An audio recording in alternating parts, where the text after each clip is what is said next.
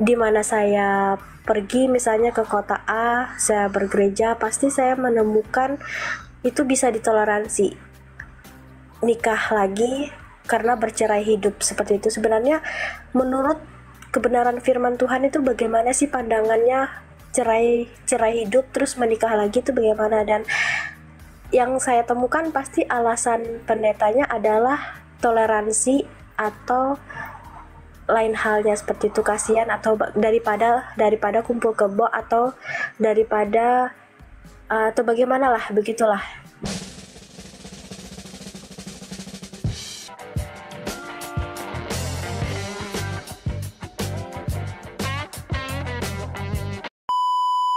Tapi jangan gitu kali ya. Silakan Gita. Halo Gita. Halo. Cek layar ya teman-teman. Ya silakan. Shalom Kak Elia. Ya shalom. Mau tanya ini Kak, pandangan Alkitab terkhususnya dari Perjanjian Baru tentang perceraian yang nikah lagi tuh bagaimana sih sebenarnya? Sampai ini saya tidak memandang secara kesamaratakan ya, tapi di mana saya pergi misalnya ke kota A, saya bergereja, pasti saya menemukan itu bisa ditoleransi.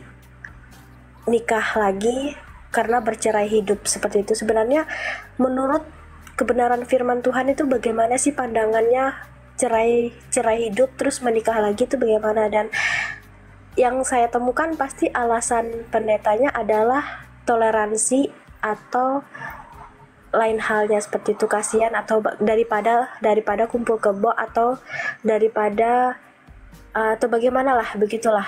Jadi menurut saya mau tanya pandangan teologis, pandangan yang Alkitab yang sebenarnya tentang perceraian hidup dan nikah lagi itu sebenarnya bagaimana Kak?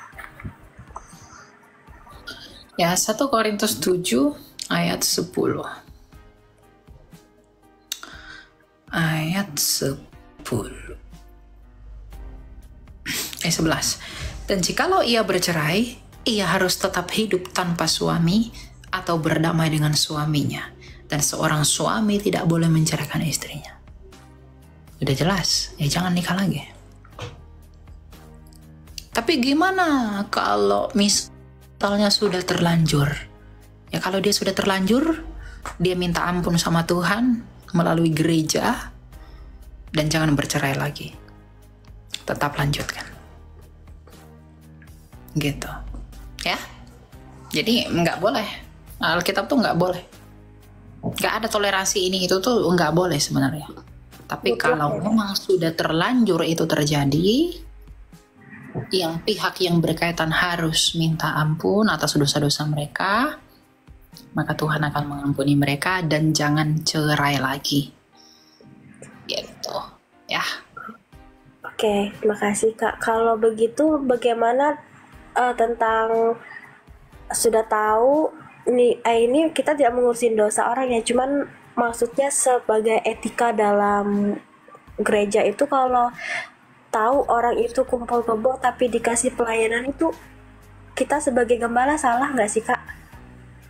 Dosa itu semua pelayan itu pasti punya dosa. Mau kumpul kebo kayak mau bohong kayak mau apa kayak itu dosa. Ya. Tapi gereja bisa memberi sanksi. Sanksinya dengan cara apa? Ya tidak bisa melayani itu bisa.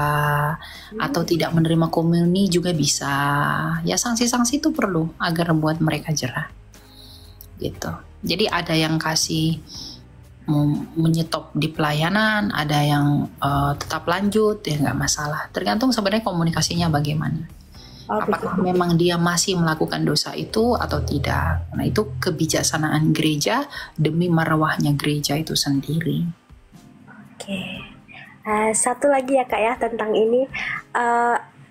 Banyak yang memakai senjata.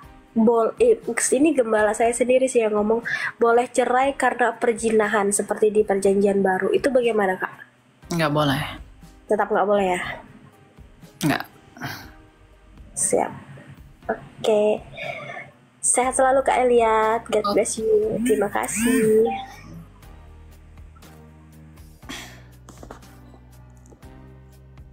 Makanya sebelum nikah tuh carilah pasangan yang benar-benar baik.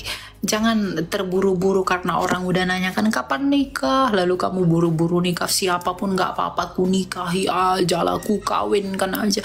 Jangan begitu. Cari pasangan tuh yang bener, ya yang benar-benar yang memang ya saling suka, saling mencintai, saling bla bla bla segala macem lah. Biar hidupnya bagus, biar benar.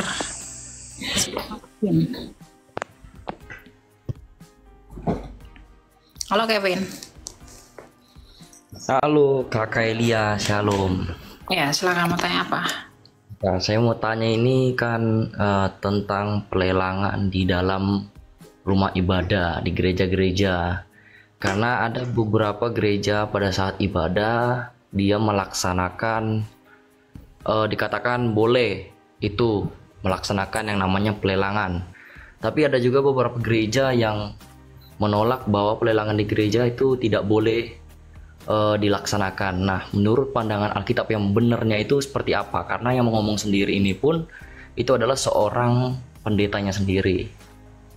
Ya kalau lagi di dalam liturgi ya nggak bisa lah. Mana ada melelang dalam liturgi?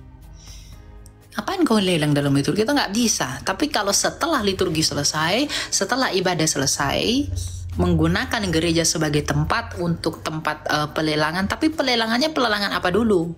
Kalau yang hal-hal yang bertujuan mengumpulkan dana untuk membangun gereja, mensupport gereja karena jemaatnya berkumpul di gereja saat itu, silakan saja, nggak masalah. Tapi dalam liturgi ya lelang nggak bisa. Ngapain kau lelang dalam liturgi? Ya nggak bisa kalau itu. Tapi setelah liturgi selesai, baru boleh. Dan itu pun harus dilakukan dengan tertib. Jangan merusak apa yang ada dalam gereja. Karena kita itu harus menghormati Allah. Yang kita percaya ada di sana. Jangan dilecehkan itu liturgi. Jadi kalau ada pendeta bilang dalam liturgi bisa melelang, sakit kau. Kau bukan pendeta. Mana ada pendeta bisa bilang di dalam liturgi bisa melelang. Pendeta sakit itu. Ya.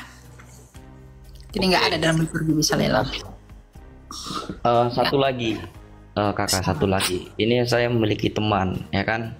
Pada di Alkitab itu kan ada tertulis alam sudah mengatakan kehinaan bagi laki-laki jika berambut panjang. Nah, tetapi teman saya bagaimana dia ini memiliki rambut yang panjang tetapi mengambil sebuah pelayanan. Ya janganlah berambut panjang, ngapain? Laki-laki tuh berambut pendek aja, nggak usah panjang. Karena udah nggak zamannya lagi rambut panjang. Rambut panjang tuh rambut yang kalau segini tuh nggak apa-apa lah. Tapi kalau udah yang kayak perempuan tuh ya jangan. Itu kan jadi sandungan. Diikat kayak apa segala macamnya, janganlah.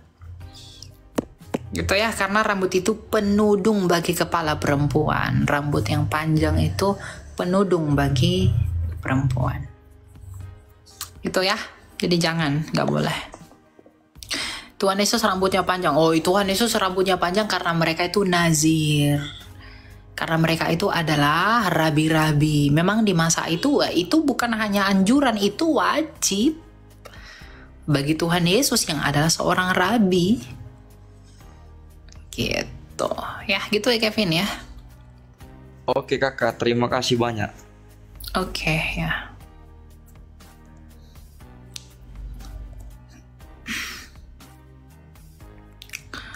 Jadi janganlah berambut panjang. Ya biasa-biasa aja lah. Saya dulu pernah buat rambut saya mau jadi panjang. Rontok-rontok. Artinya rambut saya jadi tipis. Nggak usah lah. Kayak gini aja lah kata opungku. Biar apa? Biar betul.